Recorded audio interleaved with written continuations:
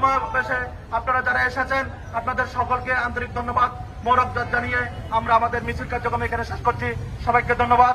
আসসালামু আলাইকুম ওয়া রাহমাতুল্লাহি তাআলা ওয়া বারাকাতুহু।